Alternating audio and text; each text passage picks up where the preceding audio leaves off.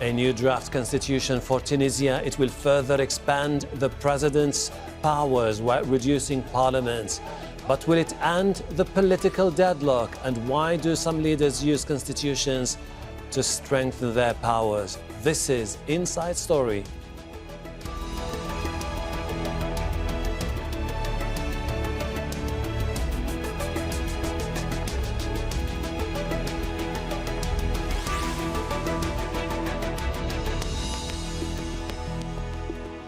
Hello and welcome to the program. I am Hashem Ahelbarra. Tunisia's President Kais Saied has released a new draft constitution that will give him what critics call royal powers. It will be voted on in a referendum on July the 25th. If passed, the president will be given ultimate authority over the government and judiciary, and parliament's powers will be significantly weakened. President Saied will be able to present draft laws and has sole responsibility for treaties, budgets, and appointing and sacking ministers and judges. And the government will have to answer to him. The president will serve 2 terms of 5 years each, but those terms could be extended if there's an immediate danger to the state. From Tunis, Alicia Walkman has more on the most controversial parts of the proposed constitution. Article 5, which refers to Tunisia as being part of the nation of Islam, and that the state is the sort of main tool for upholding the values and objectives of Islam. Previously, it was thought that the reference to religion would be taken out of the preamble. So there's a lot of hot debate going on about this. Several articles that are giving Kais Saied a lot more power and also diminishing power for the judges. So one of the things that's been included is a ban on striking for judges as well as military and other state servants. There's quite a big restructure in terms of how the parliament operates. There'll be a national council of sort of regions and districts, and there'll be quite a different state structure. But ultimately, the power resides in the hands of the president. I think one of the things that will be most inflammatory is Article 5, because for the last 10 years, 10 or so years, there's been a hot debate about sort of political Islam. So this is something that has already sparked a lot of debate on social media. And there have been more and more calls for a boycotting of the referendum. We'll bring in our guests in a moment. First, let's take a look at a few countries that have changed their constitutions to allow leaders to remain in office and strengthen their powers. In 2019, Egypt's parliament approved changes that will let President Abdel Fattah al-Sisi to govern until at least 2034. That same year, Togo's parliament allowed President Faure Gnassingbe to rule until 2030. In 2015, voters in Rwanda chose to lift term limits for President Paul Kagame, while Cameroon's parliament extended President Paul Biya's term in 2008. And in 2005, Uganda's parliament backed the removal of presidential term limits altogether.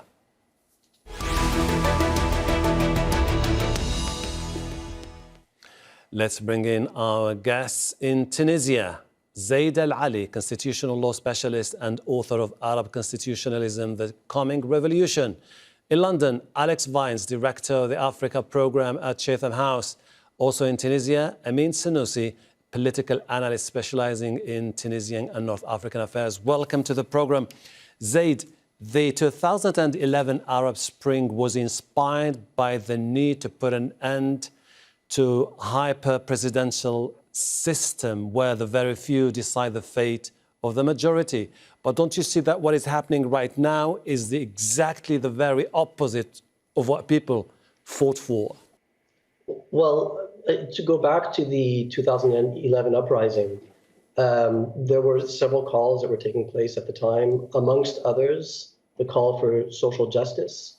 You have to remember that what the underlying factors that led to the Arab Spring in the first place were mainly socioeconomic factors, and people understood either intuitively or explicitly that it was a system of government that was preventing the realization of social justice. But if the socioeconomic conditions back at that time, at the end of 2010, were propitious, were positive, then the uprisings would probably not have taken place, or at least would not have taken place in the same form or in the same size.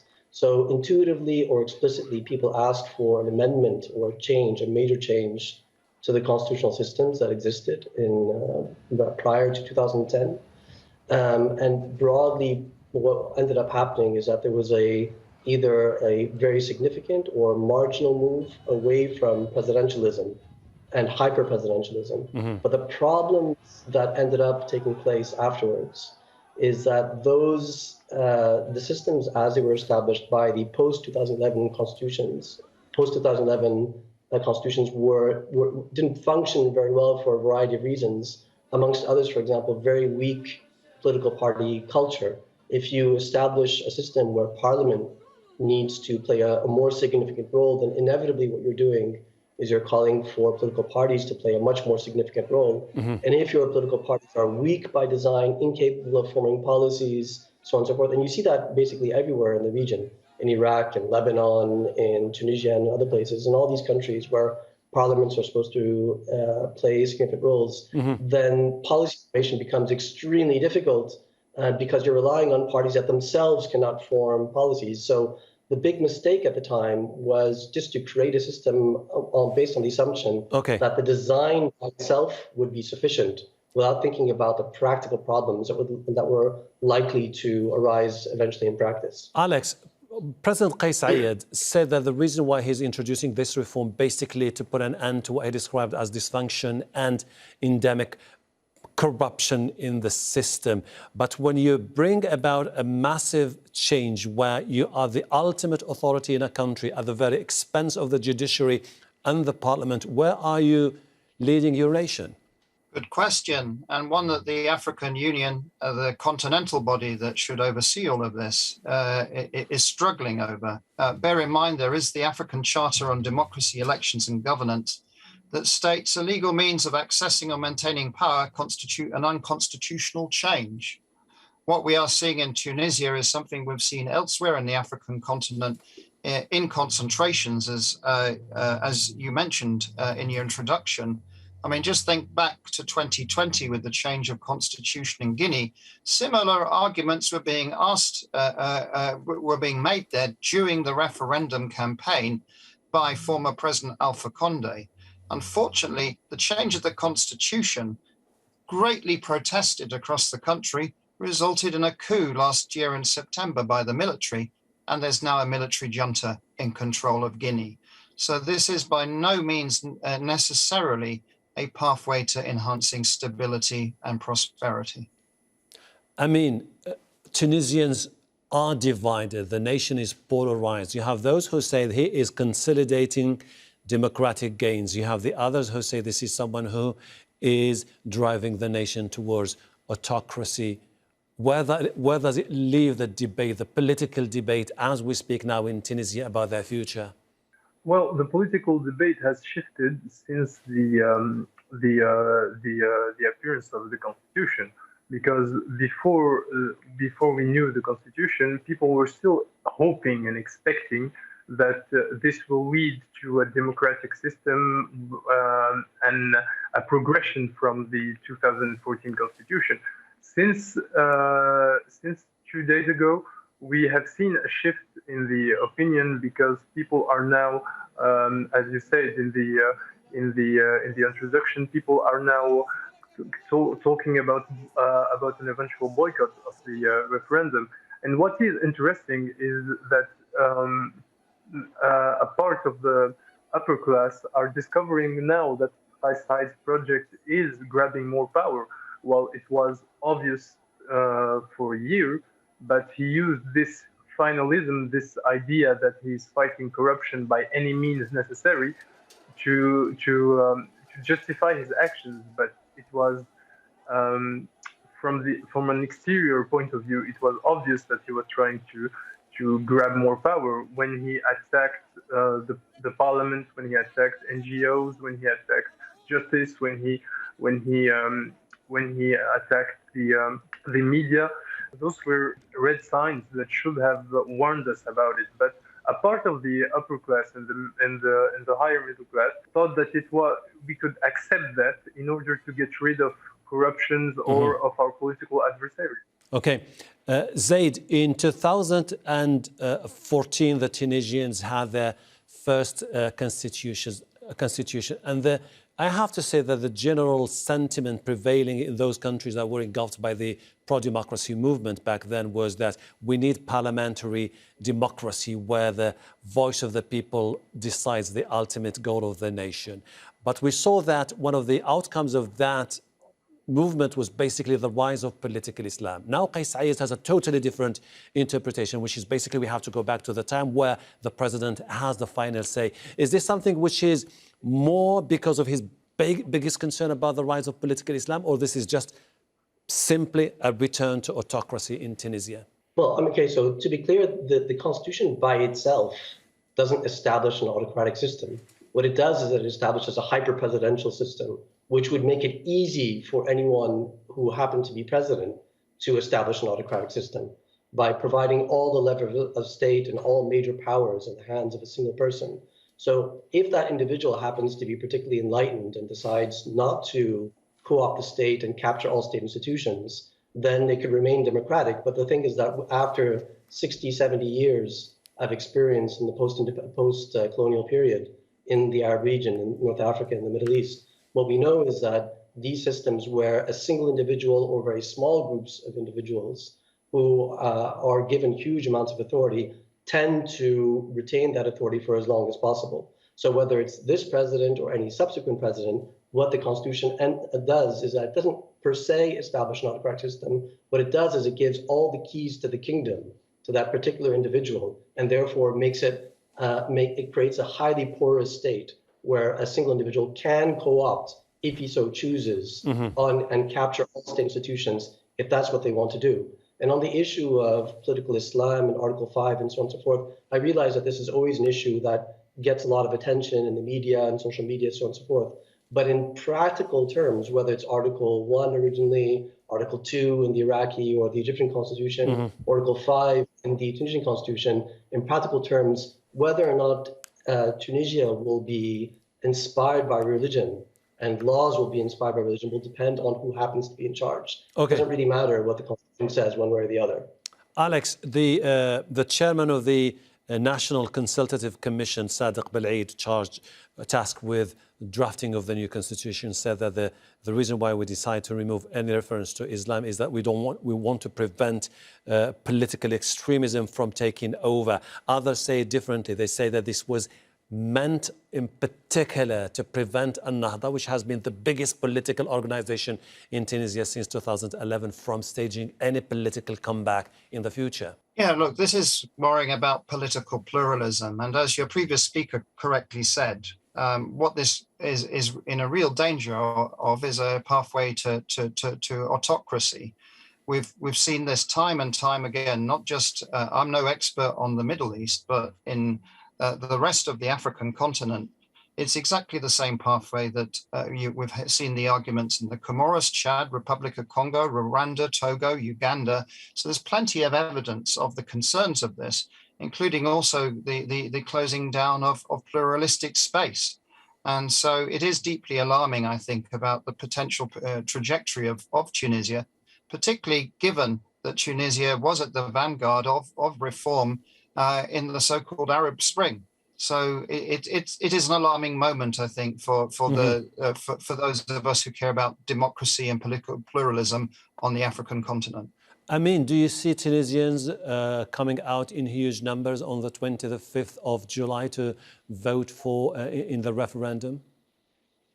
I don't think so. I think that's why he didn't set a minimum to the referendum. I think there will be 500,000 people, just like in the online consultation that he did, that Kais Saied organized months ago.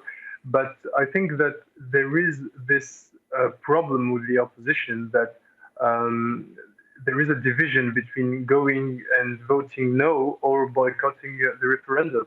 That's the main issue. While the yes part are very decided and very motivated, because Kais Saied, like it or not, has his his supporters, has the people that won't even question the constitution and will go vote yes to Kais Saied, not yes to the constitution. And what was interesting in the previous interventions is really a question that haunts me since I've read the constitution is uh, is what Kais Saied did with the 2014 constitution, which was a very parliamentarian constitution, preventing the president from having any power. We've seen the Bijigait term where he couldn't do anything. Now, what Kais Saied has done with this constitution, with the 2014 constitution, was beyond imagination. And I'm just questioning myself and hoping that my imagination isn't bringing me to an autocracy, a possible autocracy. But what can Kais Saied do with this constitution? With this constitution that he is hyper presidential, where there is a lot of loopholes that can lead us to an authoritarian system. Okay, Zaid, in Yemen, Libya, Iraq, Tunisia, Egypt, and many other countries, the political parties that took over came under the hope of trying to stay away from the mindset that prevailed in the 60s, 70s, 80s, all the way towards the 90s, and bring about an inclusive government with new ideas that would put an end to corruption, embezzlement of public funds, and dysfunctional governments. What they failed to do basically was reaching out to the people who started the Arab Spring. Do you think this could be the main reason why we're having these new phases in this part of the world where we're seeing autocracy reinstated back? Well, first of all, I would dispute the premise of the question. I mean, the premise of the question is that political parties in countries like Iraq came to power with a view to promoting democracy and encouraging pluralism. That's certainly not my impression of Iraq. I mean, it's my country, so I can speak about it with a little bit more freely. But in a country like Iraq, political parties were interested in plundering the state, and certainly not they were certainly not interested in promoting democracy, the rule of law, social justice, and so on and so forth. I mean, if they wanted to do that, it would have been very easy for them.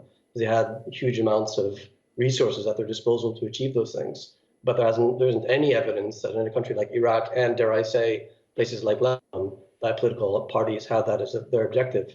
I mean, part of the problem that we have in the Arab region, not in all countries, because I'm speaking very generally, is that political party life, political pluralism was really decimated over a period of around about half a century by extremely autocratic countries, regimes, where they made it almost impossible, and in some cases completely impossible, to engage in any meaningful political debate, political party activity, and so on and so forth.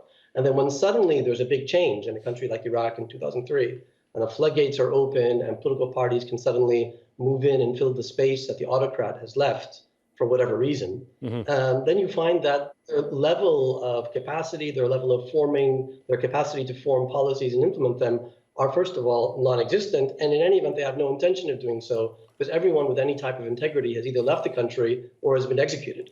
And that's really a problem for people who are designing constitutions. Okay. What you need to do in that case is that you certainly want to avoid hyper-presidentialism, but you can't just assume that political parties can do what it takes in order to create a functioning democratic system. You need corrective measures, and that was never done.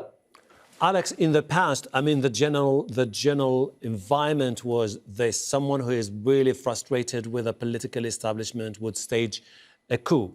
What is happening now is what people are calling legal autocrats, like in different parts of the world, Hungary, Russia, in Venezuela, in different parts of the African continent.